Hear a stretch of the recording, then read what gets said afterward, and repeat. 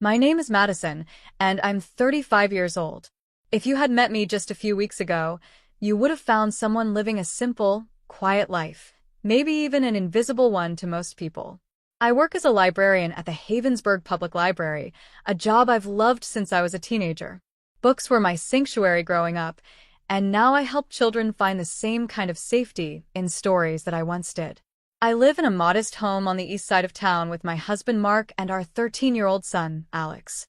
Mark works long hours in finance, and while our marriage hasn't always been perfect, we've done our best to build a stable life for Alex. He's the light of my world, smart, kind, and full of curiosity. He's the kind of kid who asks questions about how things work, or why some people are kind while others aren't. I never imagined he'd soon be forced to understand the dark answers to those questions firsthand. It was a sunny Tuesday in May. The kind of day where sunlight poured into the library's children's section, casting golden streaks across the bookshelves. I was in the middle of reading The Secret Garden aloud to a small group of third graders when my phone began to vibrate on the desk beside me. The screen flashed Mark's name. I hesitated. Mark rarely called during work hours, and when he did, it was usually important. I held up a finger to the kids. Hang tight, little explorers. I'll be right back. Stepping into the hallway, I answered the call. Mark's voice was tight, his tone lower than usual. Mom wants us at the estate. She said it's important. Immediately, my stomach clenched. By Mom, he meant Grace Lancaster, my mother-in-law. A powerful, sharp-tongued woman who ruled over her mansion on Willow Street like a queen in a fortress. In the 13 years I'd been married to her son, Grace had made one thing painfully clear: I would never be good enough for the Lancaster name. She looked down on me for being a librarian, called me quaint at family dinners, and always made subtle remarks about how I was lucky Mark had married me at all. "All right," I said, keeping my voice steady. "I'll head there after I pick up Alex from school." I hung up, but the weight of the conversation stayed with me. After my shift ended, I drove to Havensburg Middle School to pick up Alex. He was waiting by the school gate, his backpack hanging from one shoulder, hair a little tousled from pee. When he saw me, he waved but quickly noticed something was off. "You okay, Mom?" he asked as he climbed into the car. I tried to smile. "We just need to make a quick stop before going home." "Where to?" he asked, buckling his seatbelt. I hesitated, then sighed. "Your grandmother's house." Alex's face dropped. Oh, I couldn't blame him. Grace had never been warm toward him. While most grandmothers adore their grandkids, Grace treated Alex like a distant obligation, if she acknowledged him at all. She once told Mark in front of me, "He's been library raised." That's not the same as being raised properly. It took every ounce of restraint I had not to scream. The drive to Willow Street was silent. As we pulled up to the massive black iron gates, the towering Victorian mansion loomed ahead, its stained glass windows reflecting the fading afternoon light. Already in the driveway was a sleek black sports car, Julia's. "Great," Alex muttered. "She's here too." Julia, Mark's younger sister, was practically a copy of her mother, cold, polished, and overflowing with arrogance. She worked in luxury real estate and never missed a chance to flaunt her wealth, or humiliate me in subtle ways. Every interaction with her was like walking barefoot across broken glass. I reached over and gave Alex's hand a gentle squeeze. "Let's just get through this." The front door swung open before I could even knock. Julia stood there, arms crossed, wearing a dress that probably cost more than our entire living room. "Well," she smirked, "the peasants have arrived." I smiled politely. "Good to see you too, Julia." And with that, Alex and I stepped into a house where we were never truly welcome, unaware that within days, it would become the center of a scandal so explosive, none of us would ever be the same again. The Lancaster estate always felt like a museum, too perfect to touch, too cold to feel like home. Ornate chandeliers hung from the high ceilings, and antique furniture sat in stiff, calculated positions. As Alex and I walked through the grand foyer, the silence was as thick as velvet. No warmth. No welcome. Just walls that had seen more control than compassion. We followed Julia into the formal sitting room, where Grace was already waiting, seated like a queen on a cream velvet armchair. Her posture was immaculate, her expression unreadable. Mark sat quietly on a nearby sofa, looking tense, his fingers laced together as if bracing for something. Eric, Julia's fiancé, was also there, calm but distant. Something about his eyes told me he didn't fully want to be part of whatever this meeting was about. "You're late," Grace said without looking at me. "I was at work," I replied, keeping my tone even. She let out a soft, disapproving sound. "Of course. The library." As if it were a place of shame. Julia dropped her handbag on the couch and sat beside Eric, already bored with our presence. Grace reached forward toward the ornate coffee table and slowly opened a small velvet box, sitting at the center. The room seemed to exhale as the lid lifted. Inside was a stunning emerald choker necklace, its stones deep green and glowing under the chandelier's light. The antique gold links shimmered with age and value. I felt Alex shift beside me, his curiosity piqued by the obvious importance of the moment. "This," Grace said smoothly, "is the Lancaster family heirloom." She let the words linger in the air, like incense at a ceremony. "It's been passed down through generations, worn only by the women in our family on the most important of occasions." Julia leaned forward, a smug smile curving on her lips. "It's worth over $100,000, and I'll be wearing it at my wedding." Of course. That's what this was about. I glanced at Mark, but he remained quiet, his eyes lowered. Eric, on the other hand, looked increasingly uneasy, his fingers tapping slowly on his knee. Grace shut the box with a soft snap, then turned her icy gaze toward Alex. "This necklace is not a toy," she said. "It's not something to be touched by careless hands." I felt Alex freeze beside me. I stood a little taller, my voice steady. "Alex knows how to respect things that don't belong to him. He doesn't need a reminder." Grace's lips curled ever so slightly. "I would hope so. Temptation can be a dangerous thing." I wanted to scream. This wasn't about jewelry. It was another one of her condescending jabs, this time at my son. My 13-year-old boy who'd never once been anything less than kind, honest, and decent. "Come on, Mom," Alex whispered. I gave Grace one final look, then placed a hand on Alex's back. "We'll be at the church tomorrow," I said, more to Mark than anyone else. But Julia still had one last thing to say. "Try not to be late this time," she said with a smirk. "Wouldn't want you two missing my big moment." We turned and left the mansion without another word. Once in the car, I let out a long breath I hadn't realized I'd been holding.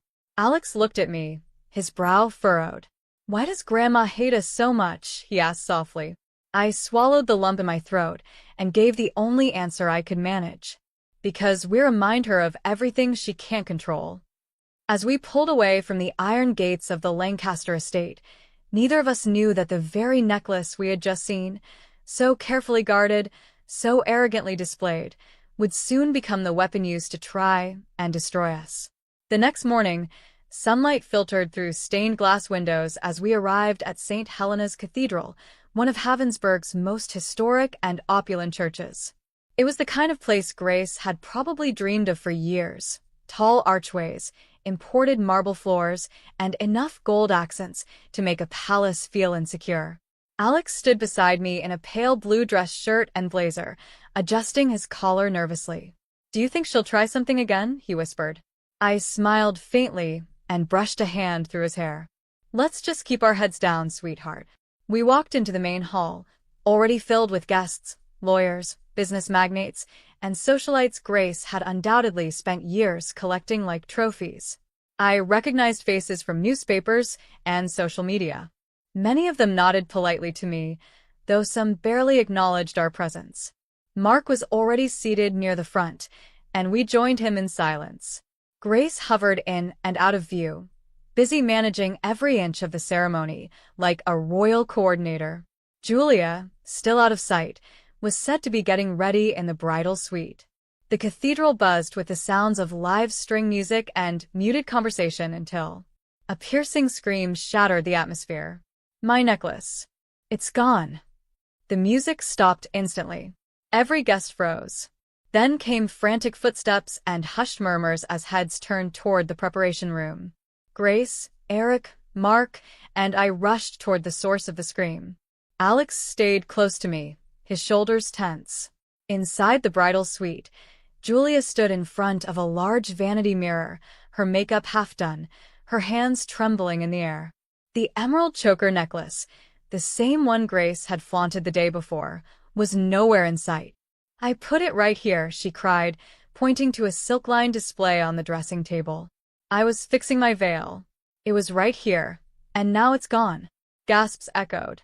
Grace's face went pale. "Are you sure?" she asked, her voice tight. "I left it on this table," Julia snapped.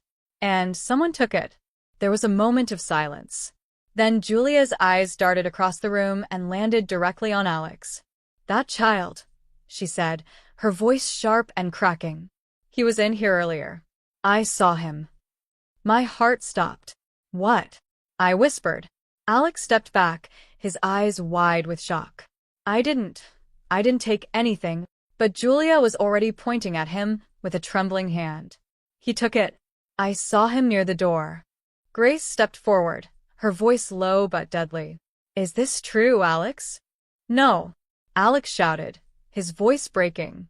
"I swear I didn't touch anything." But the damage had begun. People were whispering. A woman in a sequined gown muttered, "Well, she's just a librarian." Another man added under his breath, "Those kinds of kids, they're always tempted." Mark stood frozen, torn between his mother and his family. I looked straight into Grace's eyes. "You know Alex wouldn't steal. He's 13. Grace crossed her arms. 13 is old enough to know the value of $100,000. My breath caught. How could they accuse a child so casually? But it wasn't over. Julia suddenly screamed, "Liar," and lunged forward.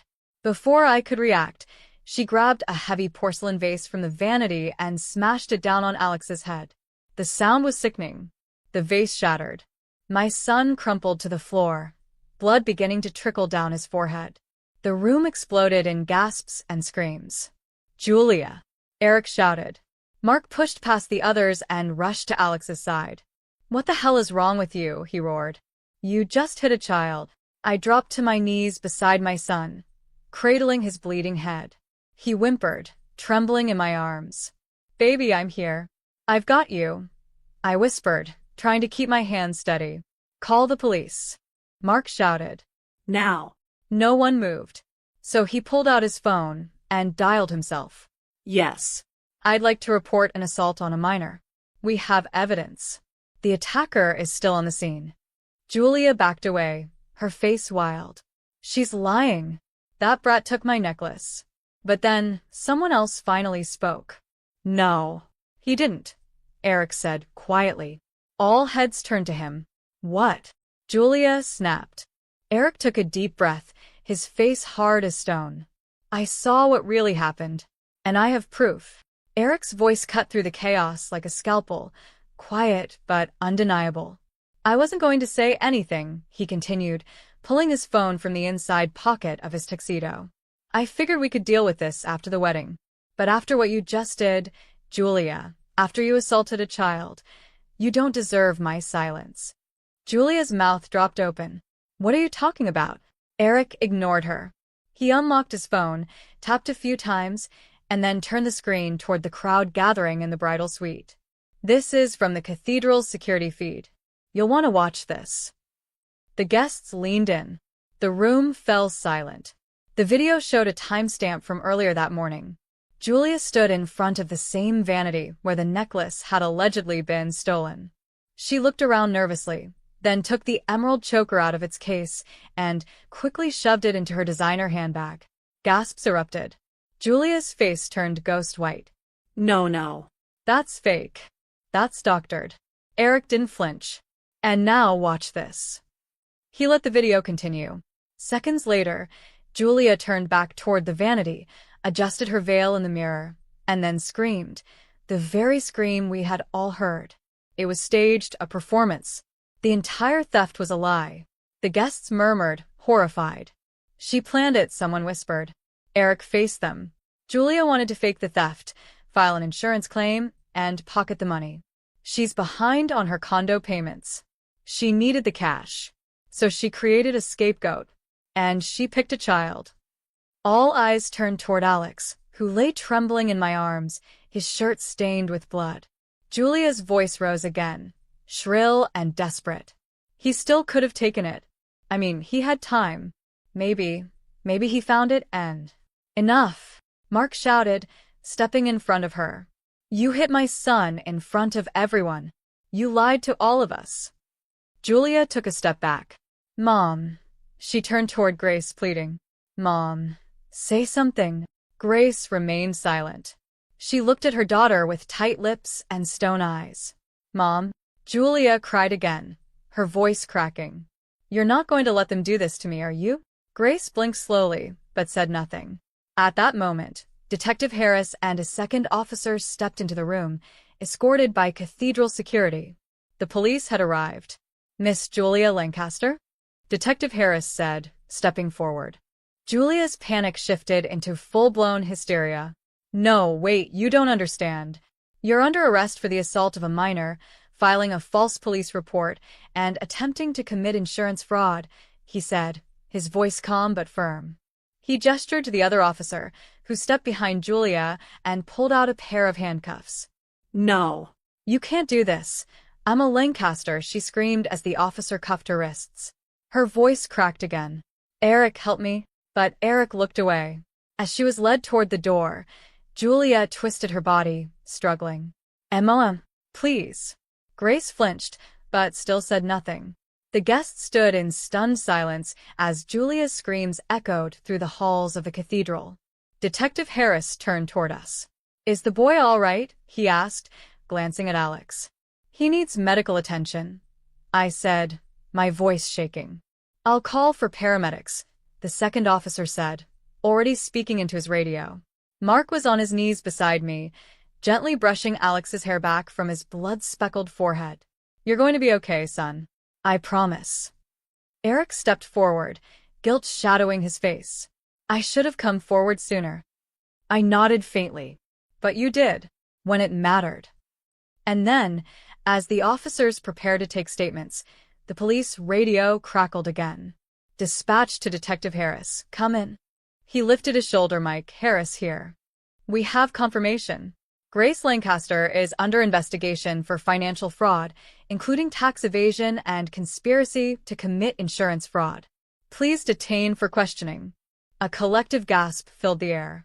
Grace's expression, so regal, so composed, finally cracked. No, she whispered.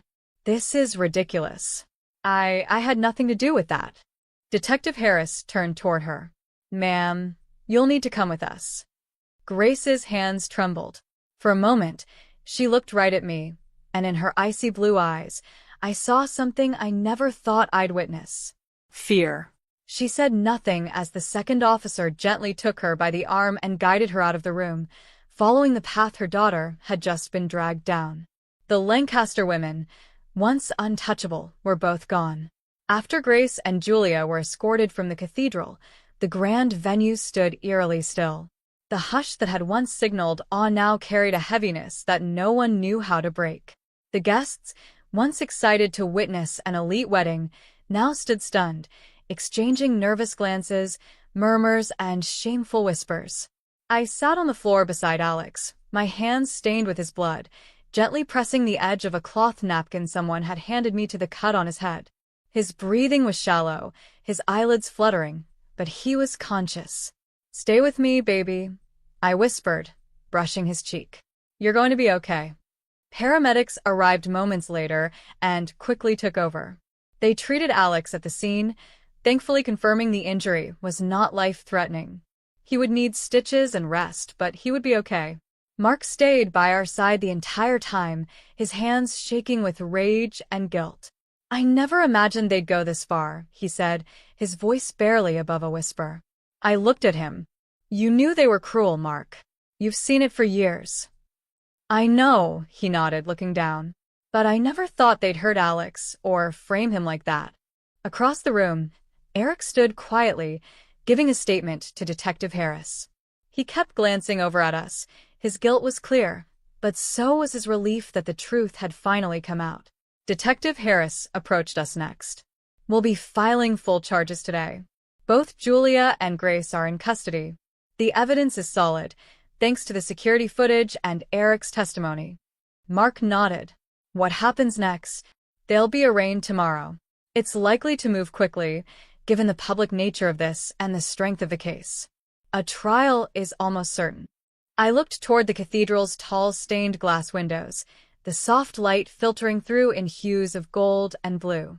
What had started as a prestigious wedding had turned into a crime scene, and not because of a twist of fate, but because of a web of lies built over years. As the crowd began to thin, many guests avoided eye contact. Some left quietly, others whispered apologies or excuses as they passed us. It was clear, the Lancasters' power had collapsed in a single afternoon. And yet, through the ruins of the chaos, something stronger had risen: truth. Alex, now resting on a stretcher, reached for my hand. "Are they really going to jail?" he asked weakly. "Yes," I said softly. "They are. And we don't have to see them again?" "No," Mark said firmly, his jaw tight.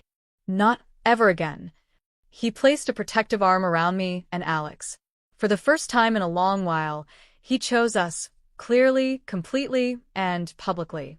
As the paramedics wheeled Alex outside, Mark and I walked on either side of him, heads high. There were no more shadows to hide in. No more apologies to make. Eric caught up to us before we reached the parking lot. "I just wanted to say, I'm sorry." I should have stopped Julia the moment she suggested it. I never imagined she'd go this far." I looked him in the eye. "You showed the truth when it mattered. That's what counts now." He nodded slowly, then turned and walked back inside, his engagement, his reputation, his place in that family now in pieces. As for us, we drove straight to the hospital. Alex was treated, stitched up, and discharged later that night. As I tucked him into his bed at home, I leaned in and kissed his forehead. "I'm proud of you," I whispered, "for being brave, for telling the truth, and for surviving all of it." He gave me a tired smile. "I just wanted you to believe me." "I always do," I said, holding his hand until he fell asleep. And in that quiet room, after a day filled with so much noise and damage, I knew that something irreversible had happened. The Lancaster name, once held high with pride, had finally fallen, and we, finally, could rise. The courtroom smelled of old wood and polished leather, and it buzzed with whispers as reporters and former Lancaster family associates filled the benches. The trial had become one of the most talked-about cases in Havensburg, not just because of the wealth involved, but because of the cruelty behind it. A 13-year-old boy, framed and assaulted in broad daylight. A matriarch who had enabled it all. I sat beside Mark in the front row, with Alex between us. His forehead had healed, but the scar was still fresh, both the physical one and the emotional one. I held his hand tightly, silently promising he would never face anything like this again. Across the room, Julia sat at the defendant's table, pale and twitching. Gone was the confident, smug real estate agent in designer heels. She looked exhausted, unkempt, and deeply unsettled. Her fingers tapped the wood in a frantic rhythm as her attorney leaned in to whisper to her. Beside her sat Grace, stoic and stone-faced as ever. But even her expensive blazer couldn't hide the defeat in her eyes. Her back was straighter than ever, but there was a tremor in her hands that betrayed her nerves. Judge Harper entered the courtroom, and everyone rose. She was a sharp woman in her early 60s, known for fairness and zero tolerance for lies. As she took her seat, the room fell silent. The prosecution wasted no time. First, they played the security footage again, Julia stuffing the emerald choker into her handbag, faking the scream, framing Alex. Then came witness testimony from me, Mark, Eric, and others who had seen the aftermath. Finally, the insurance investigator took the stand and explained how Julia had planned to file a fraudulent claim to cover her condo's unpaid mortgage and credit card debt. When asked if she had any statement before sentencing, Julia stood up shakily, eyes red and swollen. "This isn't fair," she snapped. "I'm a Lancaster. I don't belong in prison." The courtroom gasped. Judge Harper didn't flinch. "Miss Lancaster, your last name has no bearing in this courtroom. Your actions do. You planned a fraudulent crime, blamed a child, and struck him with a heavy object in a public setting. The evidence is undeniable." She turned to the bailiff. "The court finds Julia Lancaster guilty on all counts. Sentence: 6 years in state prison. $200,000 fine, with a significant portion ordered as compensation to Alex. Seizure of assets, including her condo, luxury items, and bank holdings." Julia screamed as she was cuffed by the bailiff. "Mom." "Do something." Grace didn't even look at her. Then came the second trial, Grace Lancaster's. The prosecution presented years of financial records proving tax evasion, offshore accounts, and fraudulent filings. Then came testimony from a former Lancaster accountant, now a whistleblower, who revealed how Grace used her money to manipulate, threaten, and cover up crimes within her circle. Grace stood when asked if she had a final statement. "I regret nothing," she said coldly. "Everything I did was to protect my family's legacy." Judge Harper nodded slowly. "And in doing so, you destroyed it. Sentence: 8 years in federal prison. Full seizure of her estate, including the Lancaster mansion, investment accounts, and art collections. Permanent loss of her public trust positions and board seats." The courtroom echoed with murmurs. The once powerful Lancaster matriarch was officially powerless. As Grace was escorted out, she glanced back once. Her eyes met mine. For the first time in 13 years, she blinked first.